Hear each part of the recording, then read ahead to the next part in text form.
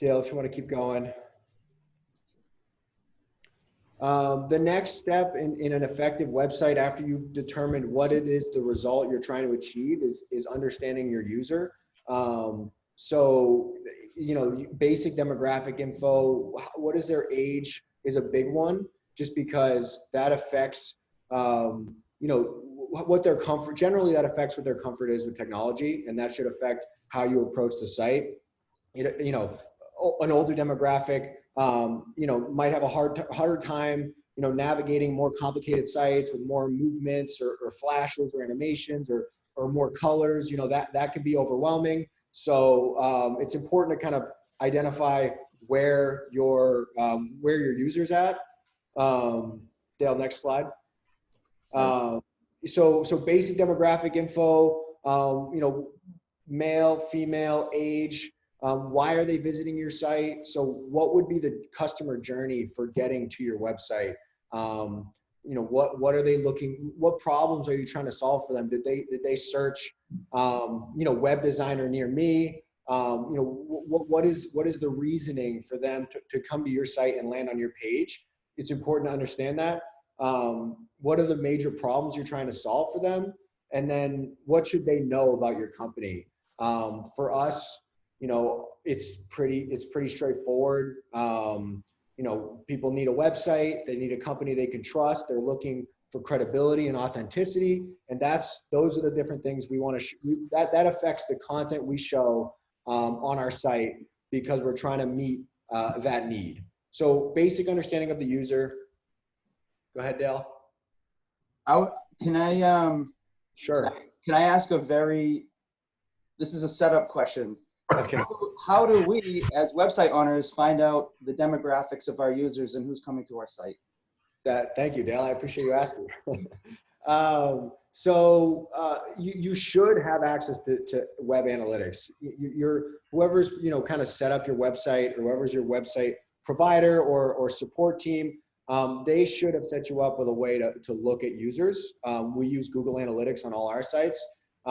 There you can go in, you can get basic geographic data, where users are coming from. Are they coming from, New England? Are they coming from, Florida? Are they coming from California? What towns they're coming from, what devices they're using, what their rough interests are, what their rough age groups are. You can get a lot of very specific and useful information through Google Analytics. So I would definitely recommend asking somebody about that, or looking to see if that's something you have set up. You can get a lot of useful information through there. The other thing about users, this isn't specific to any industry. This is just in general. These are just assumptions that if you make them and you fully understand them, it can help really drive the rest of what you do. In general, users, they don't read, they scan. So that they're not reading, each word on your site. They're not going through long blocks of text. They're scanning. They're impatient, so they're looking for answers quickly. If they're not getting them, they're leaving. Again, this is just users in general. Users appreciate quality and they judge credibility. All users now have become more and more savvy as to what a well-designed website looks like. Just because as we spend more and more of our time online, as we access more and more of our day-to-day resources, or more and more of our interactions are managed through websites or web apps or applications, people's standards for what a good user interface and a good user experience, they're very high. You're being compared to companies like, Apple. You're being compared to companies like, Snapchat, or any other sort of, social media platform or online resource. You're being compared to those companies. And it's important to really understand that, because it can hurt you or it can help you. So a user will be able to land on a site and get a sense of what your company is and the quality of the service you provide. They're going to judge that right from your homepage, whether that's right or wrong. I've worked with some amazing companies who have amazing services and who have really poor websites. And unfortunately, users are not going to see the quality of their service because they're being judged from the homepage. So that's a really huge assumption. The other thing is users, they don't like to think. They want answers delivered to them, succinctly and efficiently, and they want control. They don't want to be forced down a route. They don't want to, they don't want pop-ups. They want to be in control of their experience throughout the entire time. So basic assumptions about users, important to acknowledge. Can I add one thing? People in the quality, unless you've been living under a rock, and I don't like that phrase, but I don't know what to say. We're brainwashed as a society that you can create an amazing website in 15 minutes, right? How many times have you heard that from Squarespace, Shopify? It's not as easy as they say. It's harder. So, people are even more expect to find an amazing experience based on all of this kind of, I don't know what the word is, this bombardment of ads that we're getting from these platforms. Right. Yeah. And just one last piece in the quality thing, when it comes to design, whether it's websites or anything else, it is, you get out of it what you put into it. It's as simple as that. The more effort you put into design, the more things you get to try, the more options you get to look at, the more experiments you get to run, the closer you'll be to landing on the right iteration, versus, trying to cut corners and save time. That will be reflected in the quality of your product. So, that's that. You can keep going. Our philosophy at 118 Group, as everything gets crazier and noisier and louder, and there's just more and more of everything, our philosophy just seems to boil down to all websites should be simple, engaging, and reliable, or all websites should be as simple as possible, engaging, and reliable. Just because obviously some information is complicated, but in our experience, there's nothing that we've approached in terms of a project that couldn't be simplified. And that's kind of our guiding principle is simplicity, which is the quality or conditioning of being easy to understand or do. Again, if you remember the assumptions about our users, they want it to be easy to use, easy to understand. They don't want to think, and they want it to be quick. So simplicity guides everything we do. Any project we start, generally we're seeing an old website that has a massive amount of links and content and unnecessary information. And our first job is to sift through it and decide what actually matters for the user, and what did the business owner put there because they think it matters. And there's usually a pretty big difference there, but you can keep going, Dale. So what makes a website simple? First thing is it's uncluttered. The more white space you can tend to have, the more breathing room you can have on a website. That generally symbolizes that you've thought about an efficient use of your real estate. It's important to consider each pixel on a website as what it could be, and what the trade-offs are for the decision you're making. So we're always prioritizing real estate based on importance of information. So uncluttered, limited menu options. So if you've ever heard of the paradox of choice, it's basically when you walk into a restaurant, a cafe, a bakery, and they've got a massive menu board, right? And they've got like 200 options, and you have to stare at it and try and absorb it for a minute. That's what we're always trying to avoid. That's called the paradox of choice. The more options you give somebody, the less likely they are to choose anything. So whenever we take a project, we always start by looking at the menu navigation and deciding how can we limit this so that we guide the user down the path we're trying to guide them down. We're not, again, we're trying to craft an experience here, and you can't craft an experience by just throwing everything up that a user could possibly need, right? That's just overwhelming and not very useful. Consistency, colors and fonts. If anytime you land on a site and there's more than like 3, 4 colors being used, and they've got several different fonts used in different sections. It just feels clunky, and it doesn't feel, consistent. And consistency is key, just because it makes people feel comfortable. It makes people feel like you've considered, this is a well thought out experience. This is all, cohesive. That just helps make a website easier to digest when things are consistent. A visual hierarchy. This is pretty basic, but the more important information is, the bigger and the bolder and the higher up it should be. There should be an easy visual representation of the importance of certain headlines or information. That should be apparent in its size and its boldness. The bigger something is, the more important it is. That's kind of how that boils down. Simplicity, again, easy to use. Most times people are getting to a website because they want contact info or to purchase something. You should have easy access to contact info. People, whether they're on a mobile device, a tablet, a desktop, they should easily be able to, find your phone number, find an email, find a contact form, and get you what you're looking for, which is, their information. Again, that's the whole point of the website, is to get data from them. So in order to do that, you need to make it very easy. Don't reinvent the wheel. That is a huge, that's axiomatic for us. If you look at our portfolio, it's pretty consistent in terms of the design style. We're not doing anything revolutionary. And the reason being is, we're not trying to be revolutionary. We're trying to follow best practices as we've seen them develop and evolve, and we continue to watch them evolve. Anytime we've landed on a website, and you might be able to, you might have had this experience, you land on a website and they're trying to do too much.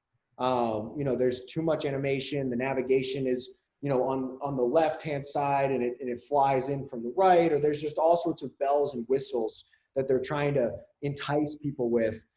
That doesn't work. And if it works temporarily. So for us, we follow a few key principles. We don't try and reinvent the wheel. We don't want to be way far ahead of a trend.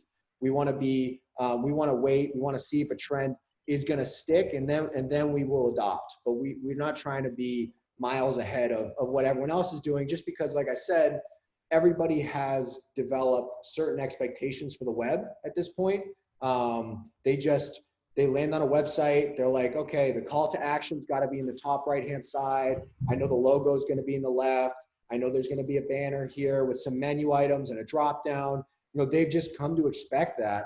Once you break that expectation with some flashy new concept, they have to relearn how to navigate a website. And then that's time spent that, they don't want to spend that time, and you've lost them at that point. So we try not to reinvent the wheel, and then less is more.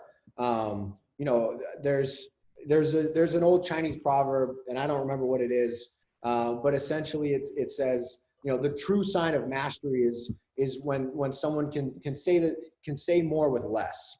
And so that is always what we're trying to do. And I've said that a couple of times now. We're always trying to present, more effective information in less space and less words. So anytime you can remove something, you allow, you're highlighting something else. And that's always kind of how we approach things. Just one thing about the consistency, if I might just add one thing, this carries through everything that we do in marketing. And I read a statistic, our brains are wired for like fight or flight. And every time we look at something, your eyes process something and your brain makes a decision in less than a second. And there are studies that say when someone comes to a website, within a second, they decide to stay or leave. At which point, after 8 seconds, their brain makes another decision. So if you're not hitting them with that that really consistent kind of look and feel, within a second, someone's brain can say, I don't feel like this is a good spot for me. And that's also true in any visual, including social media, which we'll talk about later. Right. So this is just an example of how users look at a web page. So this is a heat map. And you can actually install these softwares on your site. We use them in the past.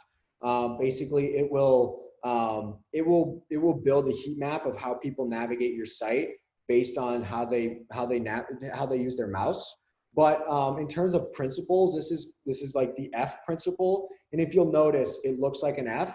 That's how people read a site. They read it kind of like how they read a book, right? So left to right, down, left to right, down, left to right. That is fundamental, and that's why you see sites with a logo in the top left. That's branding. You see the menu across the top, a call to action in the top right. You go down, you see the next section that has a headline going across the middle. You don't get a lot of. It shows you the cold areas, right? These are the areas where people don't really naturally flow to. Which is why, when people are cramming things in all sorts of sidebars and all over the place, you're messing with the flow. You want to build a site that leans into this flow, that works off of this flow. You don't want to build a site that throws too many information areas that derail people's natural desire to go left to right, down, left to right. You'll kind of disrupt their experience when you start throwing information all over the place, which is why I say less is more. Go ahead, Dale. So like our site, right? So it's a pretty good example of you have the top across, simple navigation items, company, web design, support, portfolio, get started. You go down, you go across again, you see exactly what we do. We design engaging websites, another call to action, and a graphic. We're not reinventing the wheel. We're not doing anything revolutionary or explosive here. We're just trying to make it easy for our visitors to know what we do and to get in contact with us. This is versus if you go to the next slide, Dale, and this is an extreme example, but an extremely terrible example, right? But we see a lot of sites on a regular basis that aren't this bad, but they're a version of this.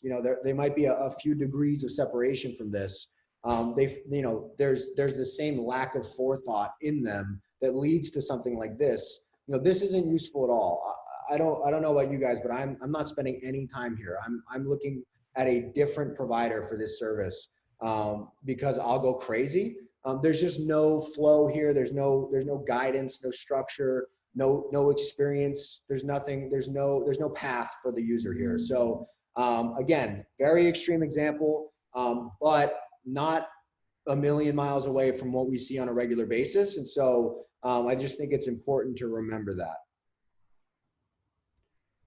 Engaging. So we said simple, engaging, and reliable. So engaging is the second one.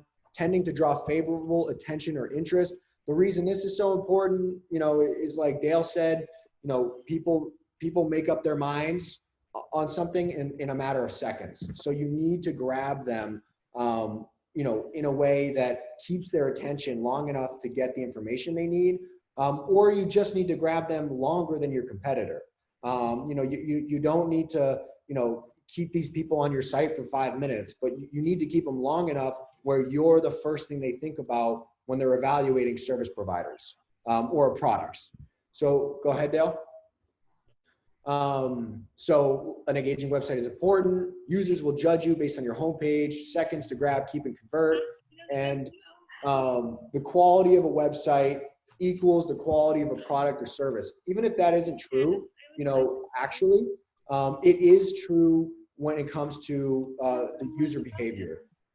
They're drawing a line between what your website looks like and the experience they'll have with your service or product.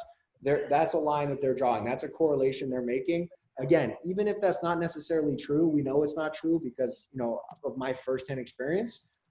That's the way users behave, and so it's just an assumption to make at this point. An engaging website has clear and accessible calls to action. Again, that is the main reason you've created this website, is to get them to click on a button and fill out a form or purchase a product or learn more. They need to have room to themselves. You never want to put a button or a call to action. You never want to bury it amongst a block of text or, 100 images. You want to give them room to stand out. Again, that's the real estate question. And you want to make them impactful. An engaging website thoughtfully prioritizes the most important information. So just from top to bottom, what's most important going down. Most people will not get to the bottom of a website. They will likely drop off or go to a subpage halfway down the page, essentially, maybe 75% of the way down the page, depending on how much content you have. But you basically need to take what's most important for them to know, and you need to put it as high up as you can. What we call that, ideally, we call that above the fold. And so what the fold is the initial real estate a user sees when they open up your website without scrolling, just that splash page, or that splash frame. You want to try and get important calls to action above the fold. You want so that they don't even have to scroll before they're ready to move on to a next step. An engaging website has meaningful imagery or video. Good photography or good videography goes a really long way. When we have a project or a client approach us and they're like, hey, I have all this really good photography, it just makes our lives so much easier. Otherwise, what we'll likely have to do is go get stock photography. And stock photography is not meaningful. It works, and you can find really good stock photography, and we work with it a lot with much success, but it doesn't have the same impact as actual photography, whether it's of you or your employees or of your products or your services, or your location, or kind of just your brand. Meaningful imagery is great, and video is even better. A video, if an image is worth 1,000 words, a video is worth 1,000,000. I mean, you can really get your point across on a website if you get a nice video done and you put it high up on that homepage and you say something like, learn more about our company, click here. Boom, they're opening up that video, and if it's well done, people will watch that. There's a much better chance that they will absorb that information through that medium than they would if they simply tried to get that through text. It's just not the same experience. You have people in the video, they're smiling, they're talking, you hear voices. There might be some background music that's engaging. You might have some nice shots, some nice imagery. That's just so much more meaningful and impactful than a block of text. So anytime you can leverage a nice video on a website, that goes a long way. An engaging website, again, this is the consistency piece, consistent and impactful branding, good colors, consistent branding, good use of icons or graphics, can go a long way for people to, it just feels like quality, and people engage more with quality. So if you don't have consistent branding and it's kind of a mess, that doesn't feel like quality, and people don't engage with that. So that's huge. Succinct and impactful headings / copy. So, you want to try and boil down what you're trying to say, your main points in these headings, these different heading areas, essentially. So, and the less words you can use there, the better. We'll see some headings for a content area. Maybe you have a paragraph on the left-hand side and an image on the right, and we'll see some headings that are 3 or 4 lines long, and then more text that's 8 to 12 lines long. Try and boil down your headings into something a little more succinct and impactful. And the same goes with your copy. You should be trying to trim text. You should, the goal should be, how can I say more with less? And everything you do on a website nowadays, because less text equals more reading. That's just another, kind of principle of how users navigate the web now.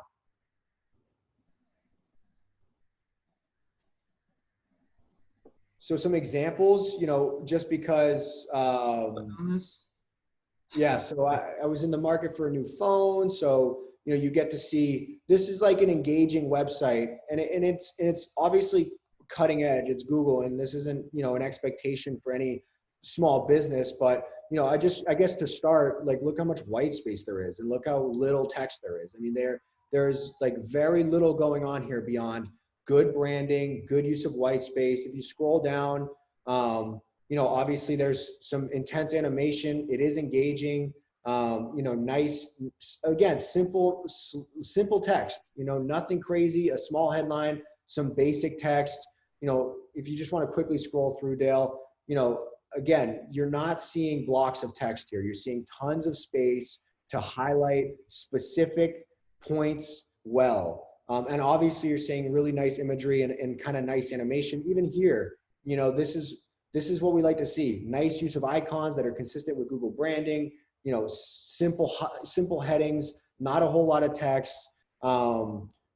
It's just one example. So that's kind of, Google's version of this. Dale, if you want to go back. And then obviously you've got Apple on the other end of things. They go for black versus white, but obviously really engaging. Again, not the expectation here, but the point is the simplicity. There's 6 links. This is the most valuable company in America, and they've got 6 navigation links across the top. And they're using very simple design principles, centered text, big text, simple headlines, videos. If you keep scrolling, they're not crowding the page.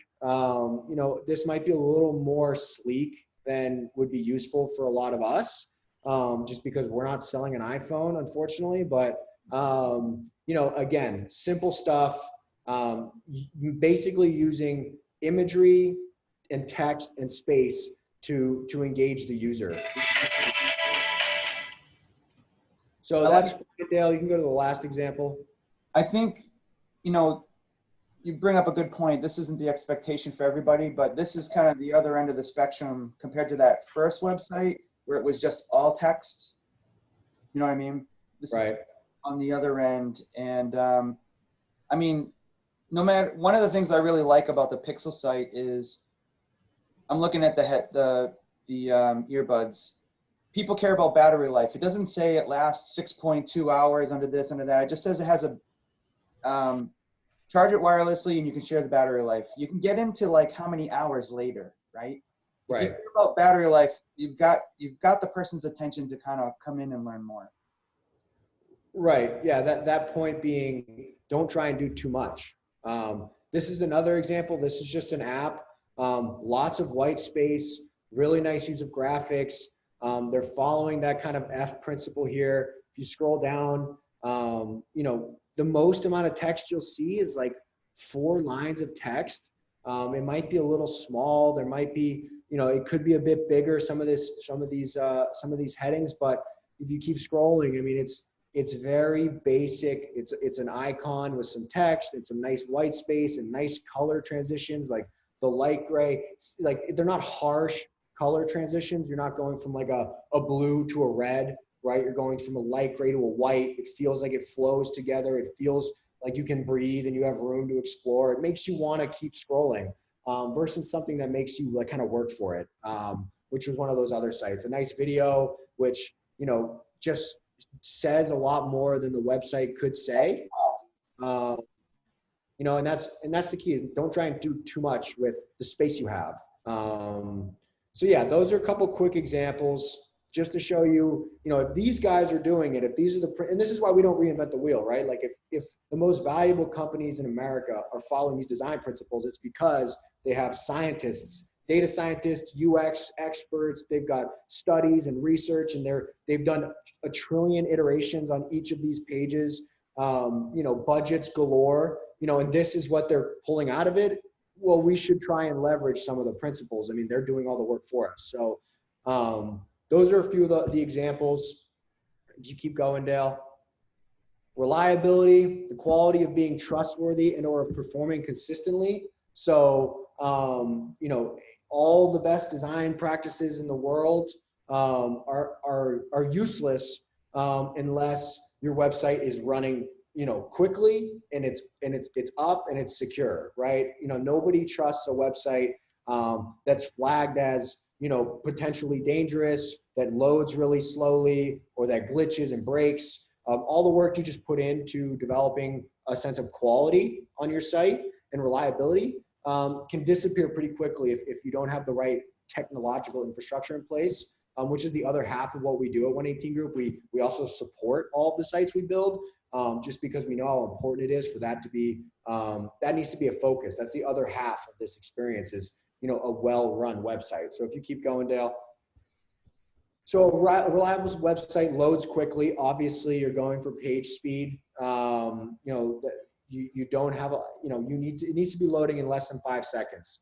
It also needs to be secure. It needs to have an SSL certificate. There needs to be regular malware scans. You don't want Chinese spam showing up on one of the pages on your site, which happens. If you're not careful about security, you'll start to see things on your site you didn't put on your site, and that's what your users are seeing, and that's a really negative experience. So SSL certificates, those, for us, that comes default with any site we build, but sometimes you have to purchase those separately. If you don't have one, that should be one of the first things you do after this, is to talk to whoever is your web person and ask them about an SSL. You want your site to have longevity and flexibility, right? So a lot of the times we'll see people go down the route of having somebody build a site from scratch for them, using completely custom code. The challenge there is those are not very flexible. If you want to start making changes and updates, and the key is to be able to try new things, right? You want to be able to try new designs, build new pages, craft new experiences based on things you learn. In order to do that, you need a platform. You need to be working on a site or a platform that allows you to quickly iterate, or design new ideas. You can't do that as easily on a custom built site, just because there's a lot more layers of code, HTML, CSS, that requires more time to develop. And so, and those things generally need to be supported by the person who built it. So they're not very flexible, and eventually they'll break. We build on WordPress because we have a platform that allows us to design and develop and deploy pretty quickly, and also to make quick design changes or new ideas or mock up new pages also relatively quickly. And that allows us to be responsive to our clients' needs, and to respond to new ideas from our clients. We heard this about our site, we heard this about this page, we have a new promotion coming up or a new event, and we want to build a custom page for it.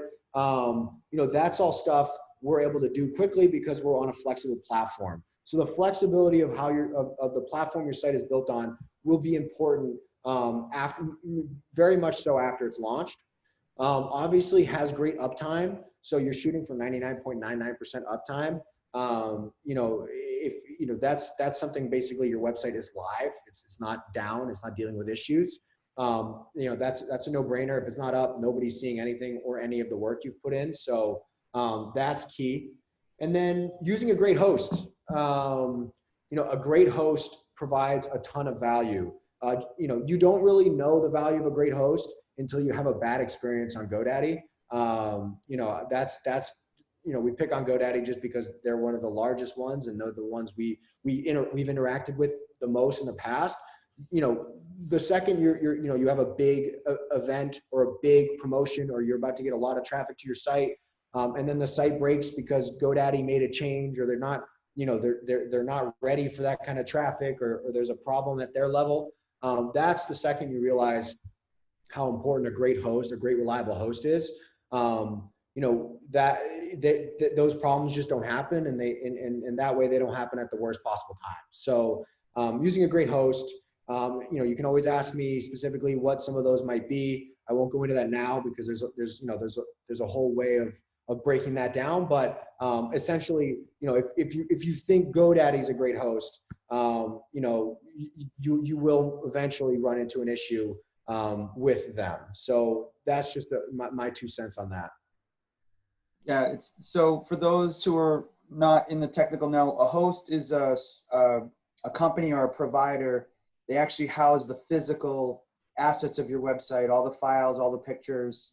And there are a lot of companies, they'll advertise $3.99 a month, something like that. They are really good at getting you in the door, really good at keeping the door open so people can come. And it's really, you know, we run into a lot of people who have had GoDaddy, never have a problem. But, you know, we're like the ER at the hospital. You know, the ER nurse will probably tell you trampolines are the worst thing on the planet, right? I've had one for 5 years, haven't had a problem. But when you see a lot of things, like hundreds of websites, you start to see people who choose certain products and they just always break down, right? So that's the warning. Right. Right. So ask yourself with your own website, have I positioned my website to achieve my goals? Does all the content on my website serve a purpose, like a real purpose? And that's a tough question to ask. That's a whole philosophy of design. Is called, you know, brutalism or minimalism. And it's essentially stripping anything that's not, you know, that doesn't have a specified purpose from your site. That's a big question. And is there anything that can be simplified? Can I simplify my menu navigation? Can I simplify my home page? What about my contact form? My service pages? What can I remove? What can I make easier? You know, that should be the lens in which you look at everything on your site. If you subscribe to the philosophy I've kind of, you know, outlined today. And finally, last thoughts. I know we're coming up on the 40-minute mark. Perfection is the enemy of progress. So I'd much rather launch a very good site. You know, if I have a poor site, a poorly designed website, I know it's poorly designed. I'd rather launch a very well-designed website that's not perfect and then iterate than try and make this new version pixel perfect and take 1.5 years to do it. You know, we've worked with a lot of different clients on a lot of different projects. We recommend get it close, you know, because it's obviously a drastic improvement on what you're dealing with right now, and then use data and firsthand experience to make those subsequent decisions. A lot of times people are making, you know, design decisions based on what they feel as the business owner. And a lot of the times the business owner is not the user. The business owner is not the customer. The business owner might not even be in the same demographics as the user. So it's important not to make decisions based on your personal preference, unless you have many different decision makers and stakeholders. And then usually that averages out to a reasonable direction. But if it's just you making a decision in a silo about design or what you want, you know, that's a recipe for disaster, just because, you know, it's not necessarily the right decision. And then continue to iterate and experiment. Use the data to continue to design new experiences, new pages, try new things, find out what pages are popular, what pages are not, what have the biggest drop-off rates. All those different things you can glean from a Google Analytics dashboard can help you decide where you can make improvements or what changes you can make or how you can, you know, enhance the user experience in the end. So I think that's all my time. Yeah, that's it. Great, good job. I know I use the word boogie. We're boogieing through this today. Anyone have any questions? Is everyone like going down the roller coaster, that first drop? Yeah. How are you doing, Mark? I love your background, by the way. I feel like I'm in the co-pilot seat with you. Any questions? Everyone's muted, so if you're off my screen and you're speaking, I can't hear you. Feel free to ask questions. Otherwise, right, we're gonna start like a 5-minute break right now. You can hang around, go grab some lunch, a drink, a coffee, whatever you want, and we'll reconvene in about 5 minutes or so. Otherwise, I don't know, I'll pick on someone in my view here and ask them how their day is going. Dale, when you get back, I've got a question for you and Dylan. Go ahead, ask it right now. Yeah. So I guess the big question is, I've got paralysis by analysis, right? How do you get started, and how do you make these decisions? I loved what Dylan said. Everything that he was saying really hit home with me. But now I'm looking at how do I get started on, you know, my website, and how do I get Sure. start making those decisions? That's a great question. Like how do you, how do you eat an elephant, right? It's, one bite at a time, essentially. What we, how we typically approach every project that we dive into, we go through an intense discovery phase, right? Where we ask all these questions. But the first real like pen to paper step is the wireframe. So we will essentially, take a document, and even if you're doing it on a notepad or online, whatever, and just, putting rough boxes together of, here's what I think I should be saying here. And here's the important information I want to highlight in this section. Just a rough wireframe. And you can look them up online. If you do a quick Google search for web design wireframe, they'll show you different layouts or different principles you can follow. And basically you just take your content, your information, and your business, and you can plug it in to those wireframes to start to develop kind of a flow and a navigation, and kind of get a sense of, how much content or what content you can fit on each page. Yeah. In my business, we call it a storyboard, but Sure. Right. So probably pretty similar. I think, Mark, just to tag team what Dylan's saying is going back at the beginning, it's really writing down what is the intended result of the website, who's coming. It's in one of the first slides, and I can get you the slide deck. Who's coming? Why are they there? Is it, in your case, I remember about 10 years ago, I bought my mom a gift certificate to learn how to fly at the Worcester Airport. So, who's coming to the site? Is it the person? Is it someone doing research for someone else? Is it someone you met? You got to think about who's coming and what is that result. Write it down. And then, like Dylan said, I always used to start with a piece of paper, and I would just sketch it out real quick. And then in terms of picking a platform, that's a tough decision. Obviously, I'm a web designer by trade and by blood. So I always recommend you hire someone. If you really want a great result, you hire somebody, just like other things in our life. If you hire a CFO, if you're really concerned about finances, or a bookkeeper, right? But, if you're starting out, I would try and find a platform that you're comfortable with self-editing. Like Squarespace is a good one. You're not going to get the greatest results with it, but it's a place to start. Some folks feel comfortable just doing a trial and setting something up, and then they get to a point where they're like, man, I don't want to do this. And then they call someone like Dylan, or they get to a point where they're like, you know what, I feel like this is a good representation of where I am right now. And you start with that, and then you build your business, and down the road, when you want to make that bigger impact, you bring in a professional to help. So I've been on both sides of that coin in my life. So I think it's a journey for you.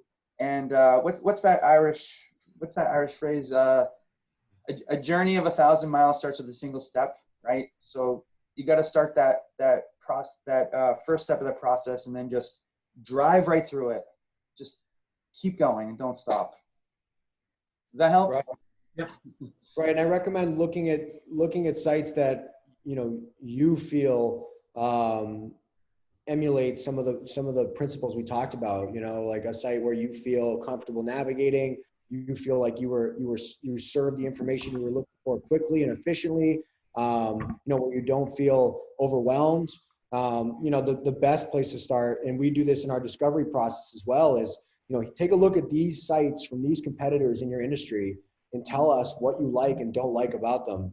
Or find a bunch of sites that you do like and send it to us, so that we can start to get a sense of what your preferences and what your design style is. Again, not because we're going to base our design off of one person's individual preference, just because, again, that might not be the right lens in which to view the project, but it does get us a starting point. So Dale, just as a starting point for you guys, I looked at a lot of different flight instructor websites to try to get some ideas and trying to, as you said, judge what you like and don't like. And they all stink, by the way. So A lot of bad websites out there. Well, we're flight instructors. We're not web designers. Okay, so yeah. Right. Yeah. Well, you have a niche. You know, there's a really somewhat inappropriate joke I use in marketing. You don't have to run. How does that? You don't have to run faster than a monster. You just have to run faster than your friends. Yeah, we say that in backpacking. Right. You don't have to be faster than the bear. You just have to be faster than the slowest guy in your group. Exactly. We say the same thing about sharks. You don't have to be the fastest swimmer. You just have to swim faster than your friends. But no, you know, all kidding aside, you know, getting found is important, obviously, which we'll talk about next week. And then maybe finding out also why is someone coming to your site? Is it their first site they're looking at? Is it the third site they're looking at? And trying to, the experience, depending on what part of the customer's journey, might be a little different, what they're looking for. And it's hard to kind of hit that. That's why at 118 Group, we came up with, we build engaging websites, right? Period. Like, not do you build e-commerce? Do you do this? What about multiple languages? I mean, we could go on and on. Do you integrate with QuickBooks? You know, can I put video in there? I mean, it would be an encyclopedia of information. Discuss it, go on. You know, I would think yours is safety and convenience, right? I don't know if I wanted to. Flying is freedom. Okay, so you're looking for the motorcycle types, the wind turbine. Looking down on people since 1903. There you go. Now, see, that's kind of fun. That would get my attention. So I think, you know, I'm like you. I have analysis paralysis. I have to see the entire thing done before I start. I'm learning how to stop that. It takes some serious discipline. So I can appreciate where you're coming from, but you just got to force yourself just to drive through it. So any other questions before we jump into Instagram here? Feel free to also ask questions offline as well. Right. Keep getting notifications here. Yeah, if anybody wants to ask me any questions specifically or wants to, you know, a follow-up conversation on any of this, just shoot me an email. It's Dylan, D-Y-L-A-N, @118group.com.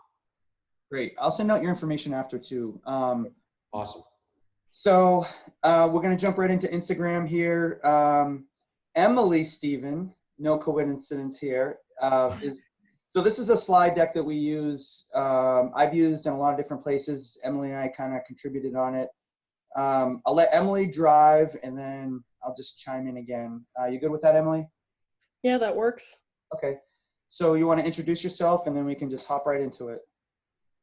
Hey guys, I'm Emily Stephen. I work for both Cape and Plymouth Business and 118 Group. I do a lot of social media work, and Instagram is one of the things I focus on the most. So almost all of the consumers now either have Instagram or are interested in Instagram or will download Instagram. It's a future of social media, as I like to think. So it is a great application. It's a social networking app, but the only downfall is it is mostly for the mobile. You can't really do much on the web. So unlike Facebook and Twitter, what ends up happening is you can go on the web and look at Instagram, but you can only like posts. You're not able to share, you're not able to post or message. So it is a mobile only type social networking app. Its focus is on sharing photos and videos. So it's a visual app. It's not, you know, it's not posting articles like on Facebook or events. It's much more visual. What's nice about it is it has the consumer focus on only one image at a time. You have to scroll through. So when you go down, even on the web, when you're just scrolling, you can only see one photo or video at a time from each account that posts. And another great feature about it is you can direct message. So when you see a photo and you might have a question as a consumer, they can directly message the business and just say, I saw your post, I have a question, or I saw your post, I'm interested. It's a really good way to connect. It's easier than Facebook Messenger, I think, and it has a larger opportunity for converting consumers or converting people who follow you into leads. And it does discourage automation. It's not, once again, like Facebook where you can schedule posts. It doesn't have that feature. you have to go in whenever you want to post it, and you have to write whatever you want for the content and the text, and then you have to move it forward. Unless if you download other apps. I know there's apps that can connect to it, but they're not very useful.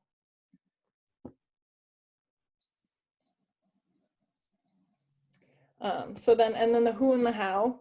Mostly women, not by much more. It's mainly split. And once again, it's a younger adults that have been using it. So it's an app that's slowly making its way into becoming the most popular by far, because the younger generation's using it more, and it's going to keep going. So those 35 to 44s, they'll start using it more because that's where the trend is when it comes to social media, especially with social media campaigns.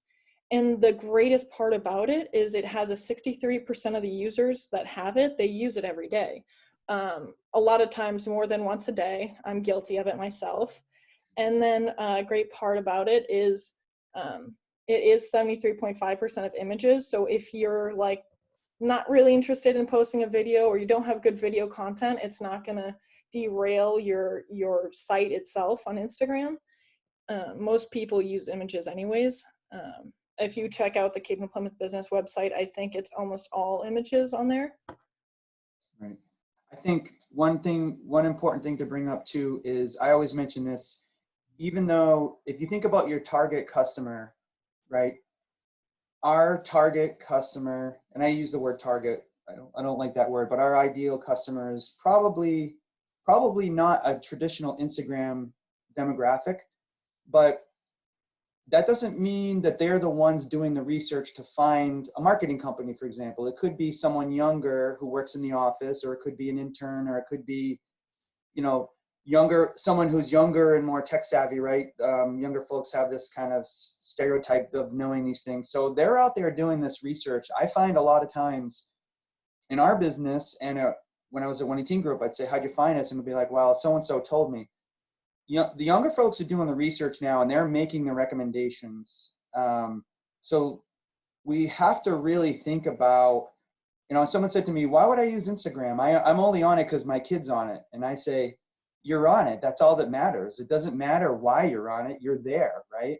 You're on, and that's the point of this. If we're not there, we're getting missed.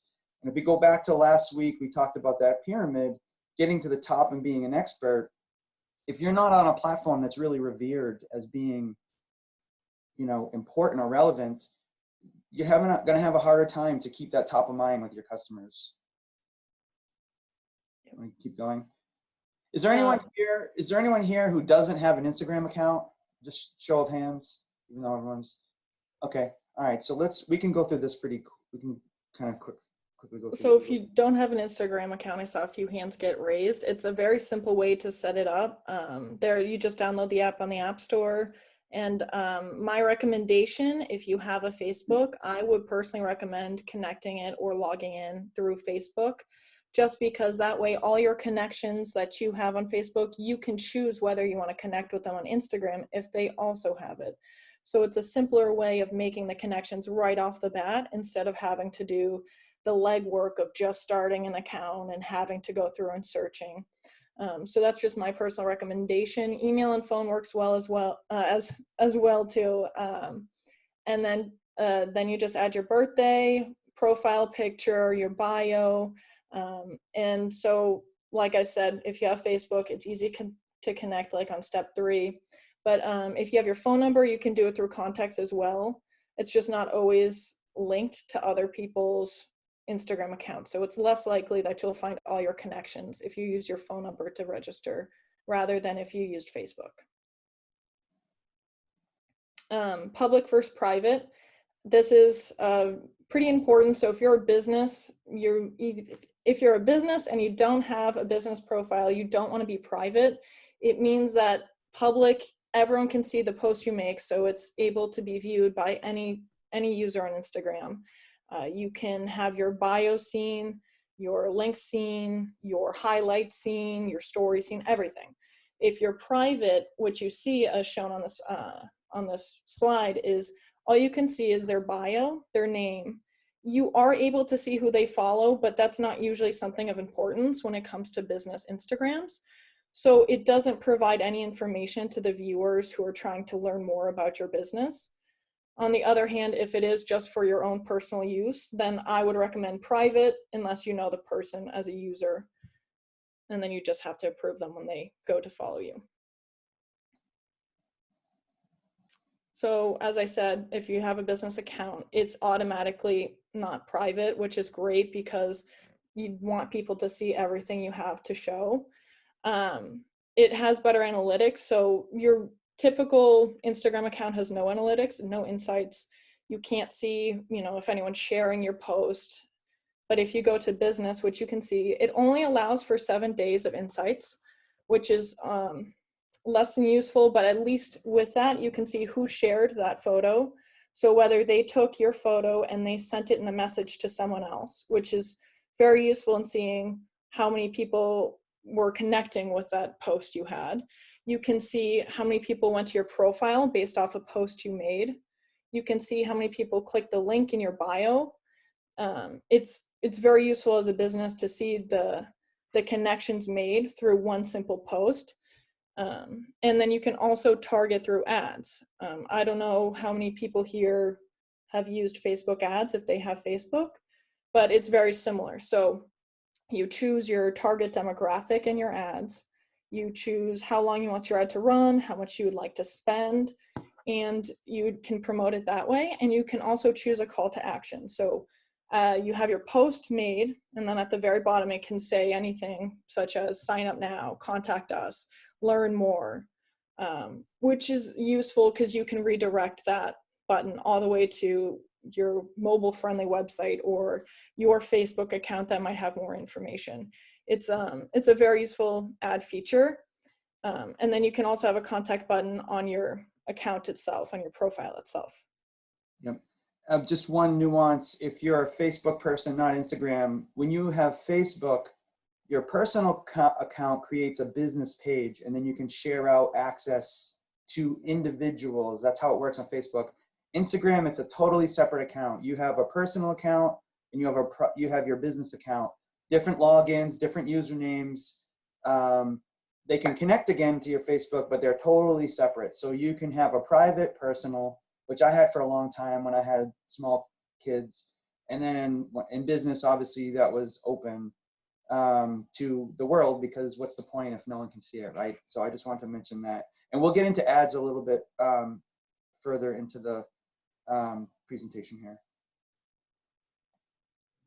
So there's also 2 versions of using Instagram. You want to utilize both, but you have posts and you have stories. Posts are what you see in your newsfeed. So if you have your phone and you're just scrolling down, that's what you see as a post. It's planned in advance. You usually have a caption that will describe the photo in more detail. It'll usually contain hashtags in the caption. Meanwhile, stories, it's not as in detail, but it's what's great about it is if you have something such as an event that's occurring just in the next 24 hours, it's something more relevant. It's you post an event that's going on and people can see within 24 hours what happened that day. So it's keeping people up to date with more of relevant things happening with your brand. And stories can also be highlighted. So on your profile, you can, if you want to keep certain events that you had and you want to show those and share the success you might have had, you can keep those highlighted. So people who are viewing your profile for the first time, they can go ahead and look at these stories that you've had for a while. And your stories can be interactive. They can have hashtags. It's a useful way to have a more engaging post than just having one that goes on and people can like and comment and that's it. Which I know we get more into interactive later on in the presentation. I'd say interaction overall is harder for businesses on Instagram and Facebook. Would you agree?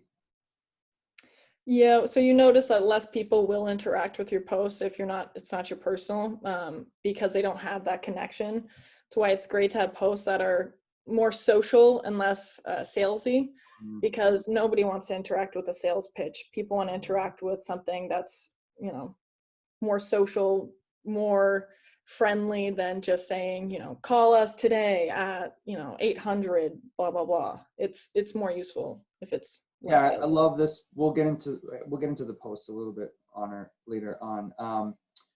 I'm not going to play the video here, but I think Krista dropped off, but I want to pay Krista a compliment. She manages, and I'll pay you a compliment, obviously, Emily, too. You do a great job with our Instagram, but Krista, who is in the class, she creates a lot of the interactive stories like you do, Emily. And she had one about cabinets, and it was like a cabinet drawer in a showroom, a cabinet drawer opening, and you could like slide a smiley face. And it was kind of fun. It was a little different. It was featuring a brand of cabinetry in a certain color. I think it was Frontier, a little bit more country. It was well done. It wasn't just, hey, we're open today until 8, come down and check out our cabinets. It was like kind of interactive and dynamic. And, you know, that part can be a little bit more challenging. But I think you have to find ways to bring out that interaction. And I'm not going to play the whole video here. We'll send this out afterwards, but you can make stories that can, you know, where you can slide emojis or do different things to kind of get people more engaged in what you're doing. So here we go, image sizing. Yeah, and on top of that, you can do mini poll questions and quizzes and stuff like that. It's a really good feature to see how people react to certain things you post. Image sizing, so Instagram has, for post itself, a certain sizing. As you can see here, it's a square standard. You can find it, when you take a regular photo, it generally will resize it when you put it in Instagram itself. But if you're making a post through Canva, you want to make sure you use these sizes, because otherwise the dimensions are going to be off and it might be too zoomed in the photo, or it could be too far away and you might see some blank space in the post itself. And then stories are a different size than a regular post. So it's a full screen. When you make the story, you also want to make sure that your content in the image itself is closer to the inside if you're using wording, because the outside of the image is going to have your brand name at the top, and then at the bottom it's going to have comment or forward or direct message. So you're not going to see any content you put at the very top of the image and the very bottom. So you want to centralize it. Good point. And something that Emily mentioned is canva.com. If you have not found that tool yet, I believe they still have a free account. Yeah, the free is really useful. I used that for a while. The only difference is you might not have access to all the little stickers and Right. images that they have, but it's a great tool. So you go to canva.com, you create an account, and you can literally say Instagram story or Instagram post or Facebook post. And there's all these cool templates already done.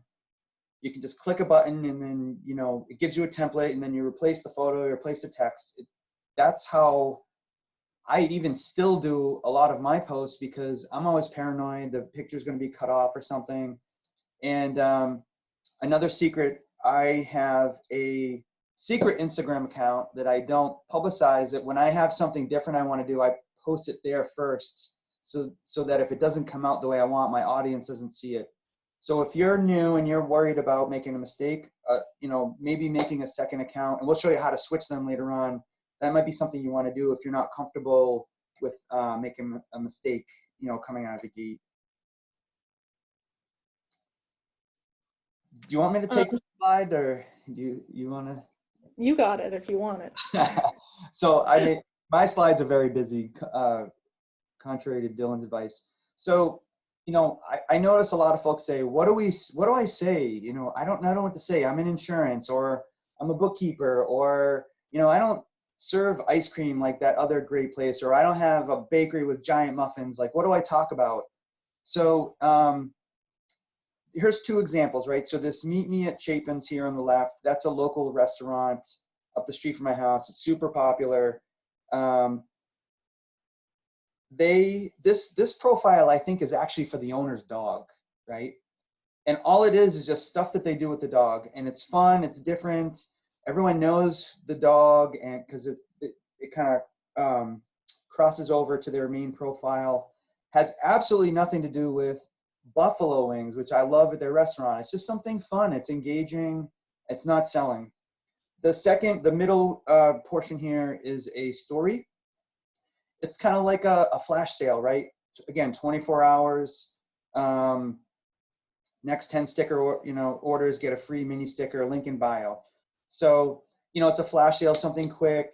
You just keep going if you're not interested. If you are, it's a great way for, if you're selling a product or service, to get some extra attention. It's kind of fun. It's engaging. They've got this swirly thing going on. They put in an evergreen tree. It's not a traditional, it's like not a picture of a printing machine or a sticker. It's just something fun that they came up with. If you're not familiar with link in bio, Emily, I'll let you take it from here, and then we'll go into Linktree after that. So link in bio, like we said, well, first of all, you're not able to put links in the captions on Instagram, which is very different than other social media platforms. If you try to add a link, all it's going to do is have the words there. You'd have to copy and paste it, which no user is going to do realistically. So the best way to get people to follow a link that you want to, bring them to a different page is to do link in bio. And then on your, yep, you can go to the next slide if you want. So next thing, like you see in Cape and Plymouth Business here, they have Linktree, Cape and Plymouth Business. If you hit that, you can follow the link to wherever the post itself is trying to lead you to.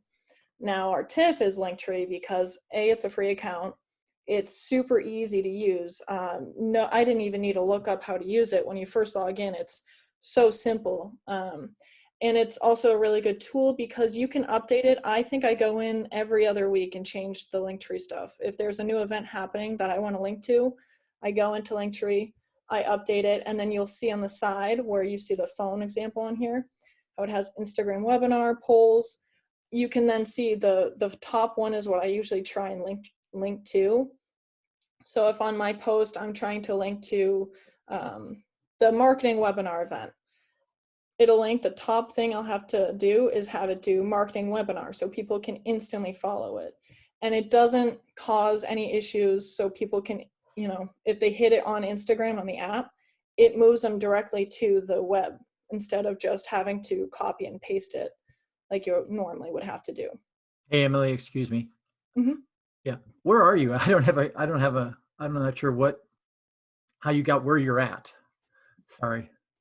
To what? To the if you're on Instagram, mm-hmm. then how do you get to what you just showed? So Linktree is a separate app. You can do that on the web. It's a free application. It's our tip because it's something really easy to add to your Instagram bio. So if you go to the web and you type in linktree.com, you make an account, which is free. You can then on Instagram, you can just add that link to Linktree that you have and they'll provide to you. Put it in your bio itself. Where's your bio? So no problem. So bio is, if you go to your Instagram account, you get to the homepage and you're updating your profile, you're updating, you're adding photos. Your bio is the top section people see when they go to your website. Okay. Yeah, so right here. When you install Instagram and you set it up, it will ask you for a bio, Mark, but in the bottom, I think it's the bottom right corner, there's like a place where you can edit any of your profile information. Yep. You want to create a Linktree account, it will guide you through the process. You create the links that you want, and then you link from your bio to your Linktree. And the reason why you do that, I apologize if we didn't say this, you can't link out an Instagram, a traditional post. You get one link, you get a link in your bio, but a lot of times that link is kind of useless, right? You need multiple links. So the trick is you link to a place that has multiple links. So yours might be something like schedule a training, frequently asked questions, and they hit that and they go to your site, the frequently asked questions. Or it could be buy a gift card, and that goes to a place where they can buy a gift card. So, but we only get one link in our Instagram bio, which is kind of, but that's what they give us. So this is a kind of a workaround to allow you to get your community to explore more of what you have to offer. Is that a better explanation? Yeah, I guess I've never done that, linking anything in there. I just, I have an Instagram account, but it just has like words. So I'm not sure what the link. If you want, we can, I'd be happy to help you offline, either Emma or Sure. Appreciate it. Any other questions? This is a good, while we're at a stop. All right, we'll keep going. We're doing great for time, so. So then content and hashtags. Facebook, I believe, now uses hashtags as well. But content, you want to keep it, like I had said previously, you want to keep it social, not salesy. As Dale also mentioned with the dog, it's a social platform, it's not a sales platform. You also want to keep the content in a certain scheme. So when someone goes to your Instagram account, it all looks cohesive. You don't want to have 16 million, different shades of colors and have the way you speak to your audience different. If you're an informative Instagram account, stay informative. If you're trying to stay lighthearted, you stay lighthearted. You want to keep a consistent theme, as you would with a website, as you would with Facebook. And what I do with my Instagram accounts is we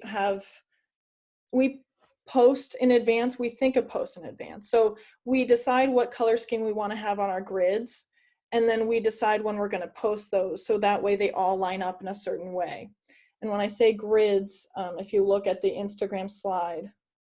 The Taco Bell is a pretty good example. It has that traditional kind of, I don't want to say Mexican cultural colors, but it's like just sort of the bright colors, and they're kind of all cohesive. Yep, and their grid is really friendly, and everything is very social in there. There's people together, and almost all those posts, it's something to do with a community rather than just, a photo of their taco every single time. And that would be their grid as seen. We'll talk a little bit more about content. Photos of people using your product is, I think it's like the best. Maddie's here.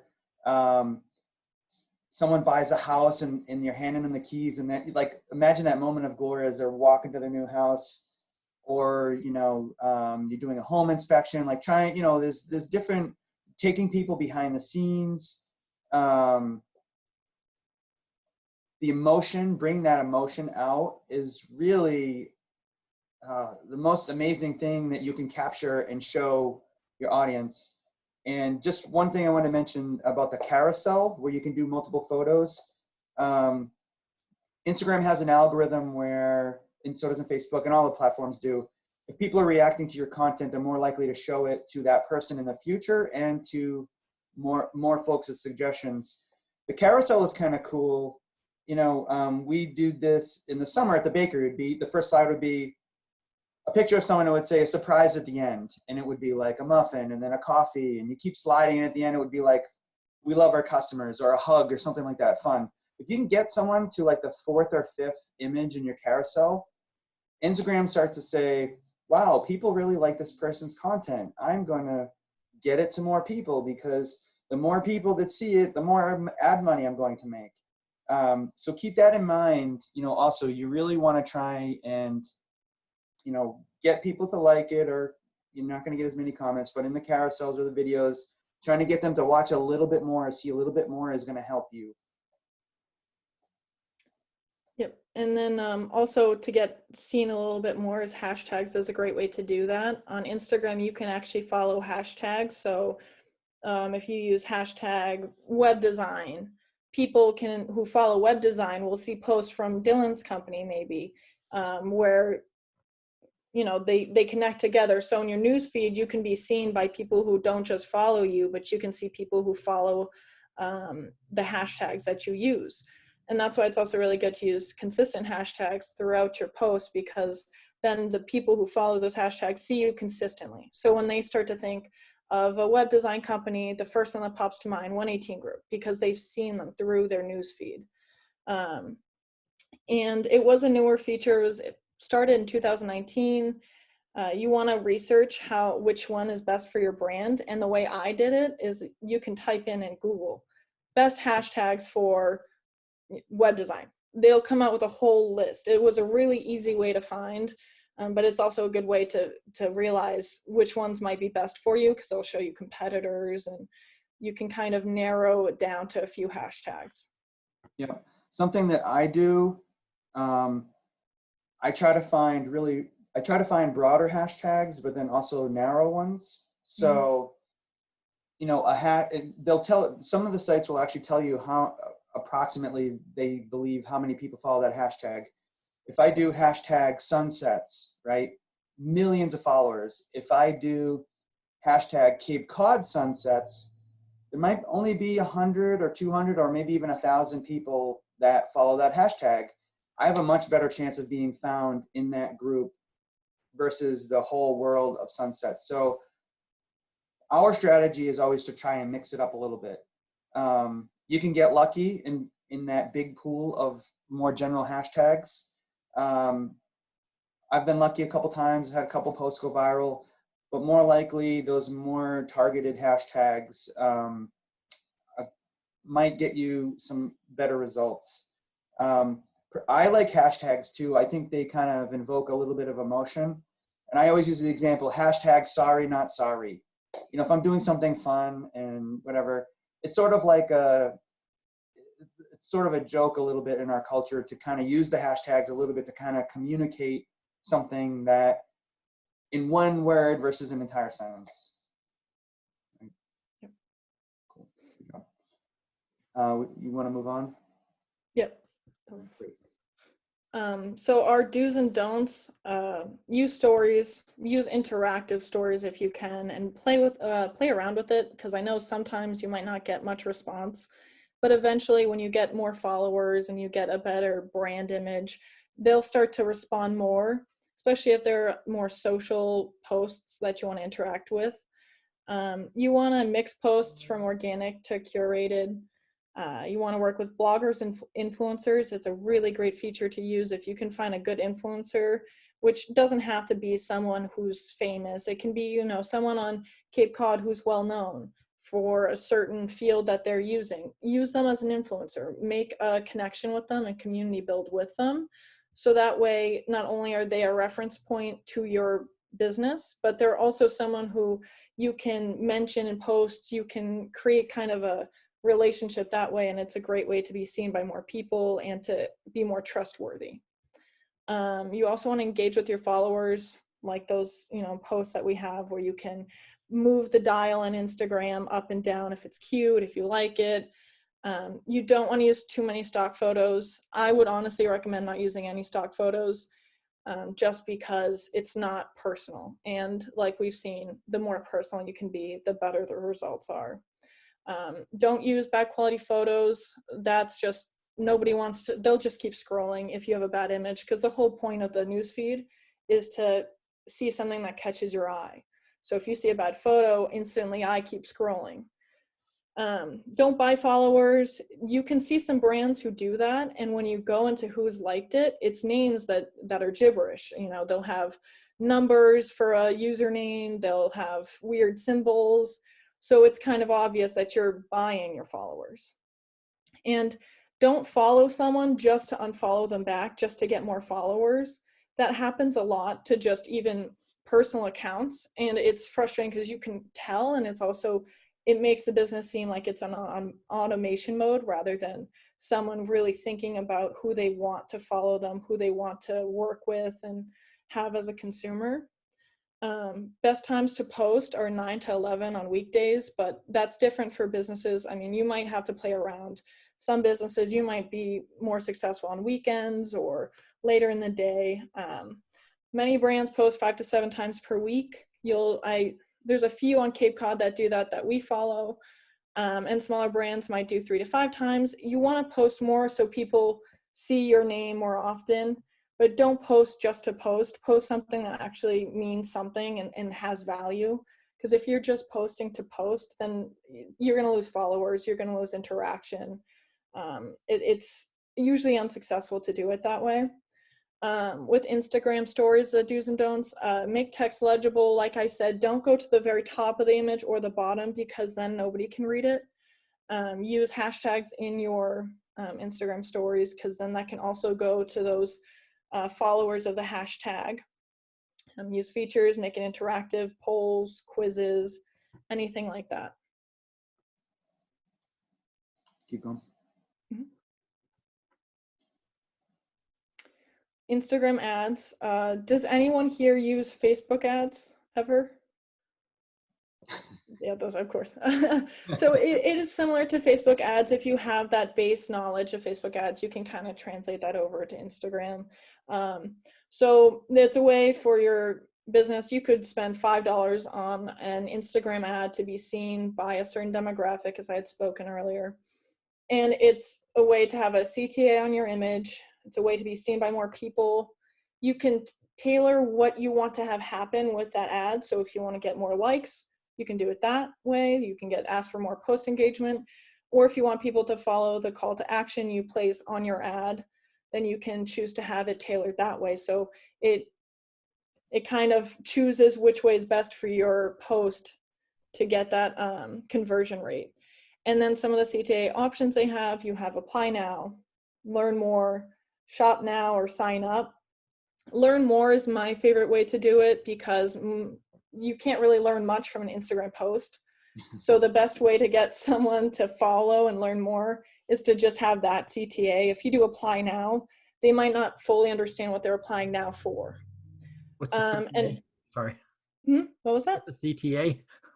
Call to action. So it's something right there, and you want that on websites as well, that people see and they're told what to do, because that's what people want. They want to be told what to do. And then the most common types of ads is through story ads, and then photos and video ads. This is just, should you invest? I think yes, absolutely. They're not expensive, they're easy to use, and you can get a huge engagement post, and you can tailor it to your areas. So it's not, someone from a different country liking your post. It's someone in your area who could very well use either your service or your products. 60% of people say they discover new products on Instagram. So if you put your product in that advertisement, you're part of the people who can discover you. There's so many users on it that you can really reach as a huge audience. And then you can generally have an increase in followers, you can have an increase in post engagement, and an increase in conversion rates to your website just by using ads itself. I don't know if Dale, if you have anything to add to that. No, I mean, I think we think that social media is a free thing, but it's like anything else. So it's a combination of time and money. We always personally boost our posts. I like boosting posts. I like to mix it up, but I think you can only go as fast as your time allows. With ads, it allows you to reach a whole new audience, like instantly.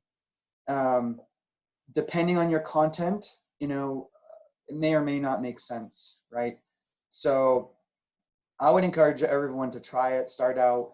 The demographics are amazing. You can choose age, gender, geography, affinity categories, like sports, don't like sports, business, nonprofit interest, family. They know, these platforms, and here comes the scary part, they know everything about us. So if you have a certain type of content and you want to get that content in front of a certain person, ads are really the best way to go.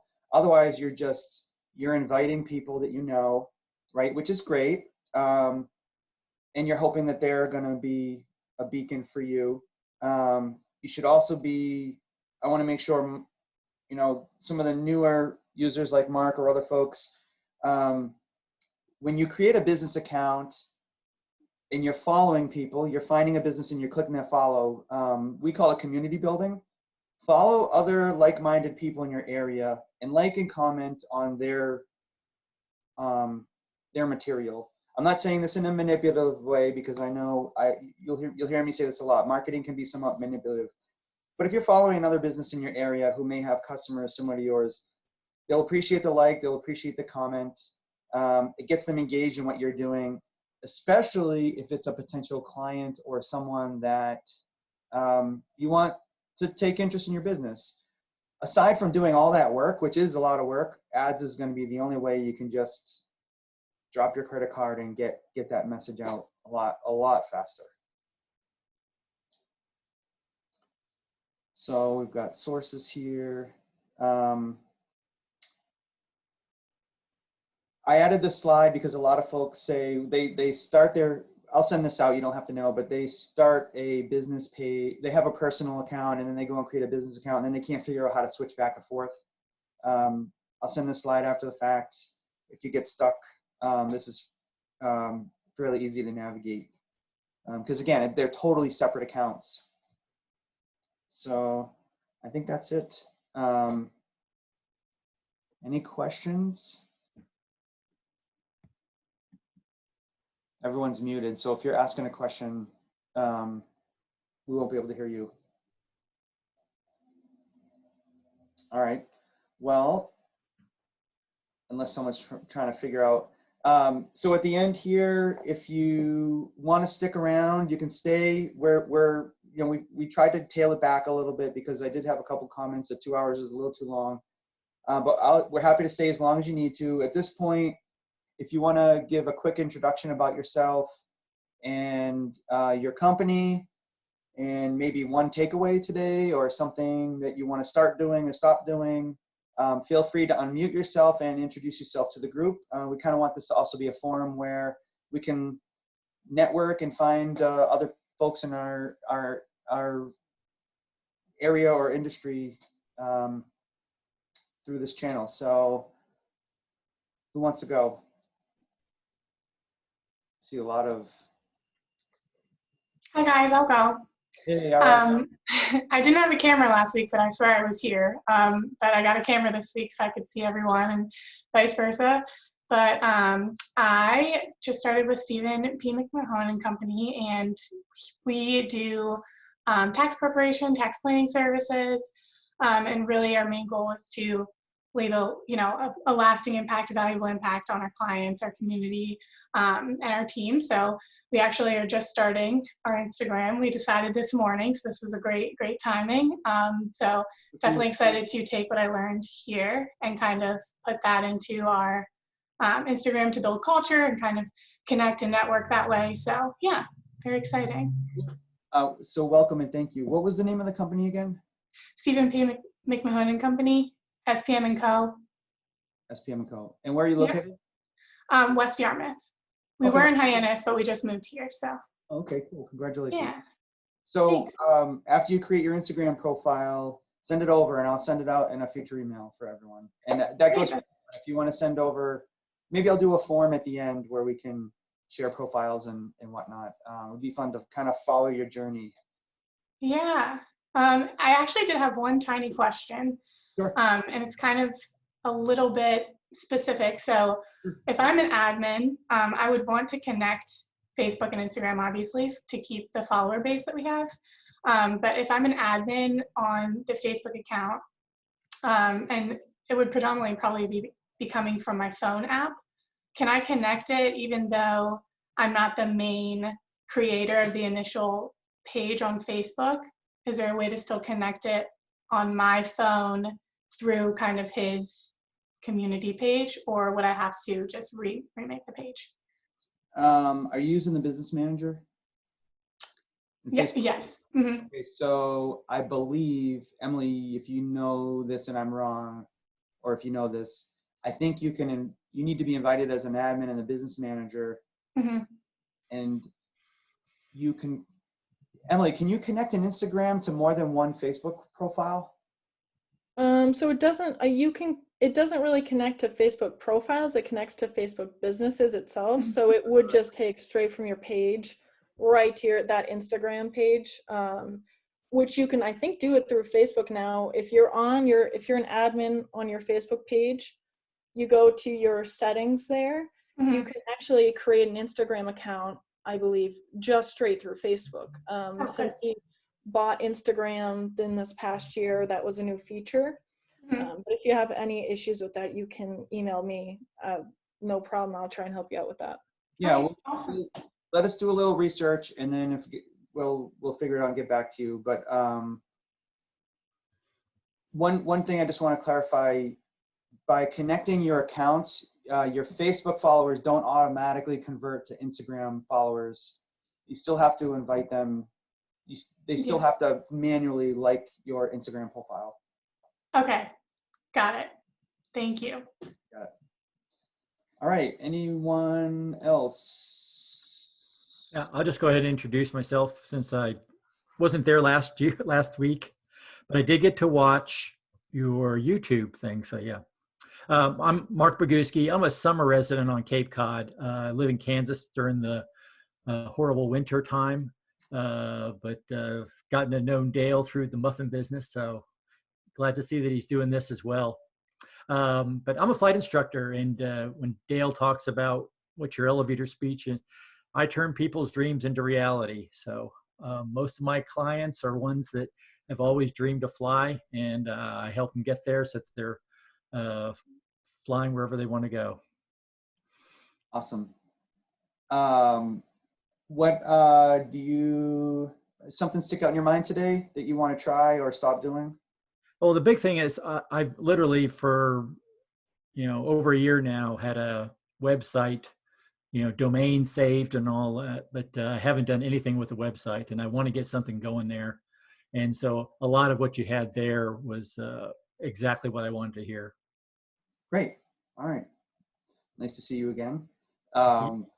Anyone else? Going once, going twice? Anyone else want to introduce themselves? Lori, I think Pam's gone. All right. Well, that's it, folks. We will next week, I'll send out an email. If I don't hear from anyone, I'm going to focus on SEO, getting found in Google, monitoring your brand, monitoring your reputation, how to set up alerts, and check your online presence is so important in today's age. So that's what we're going to focus on. If someone wants to talk about LinkedIn or something else, we'll figure it out. All right. All right, great. Thank you again. And really happy you joined us today. And again, let us know if you have any questions between now and next week. Thanks very much, Dale. Appreciate it. Bye. Thank you. Thank you.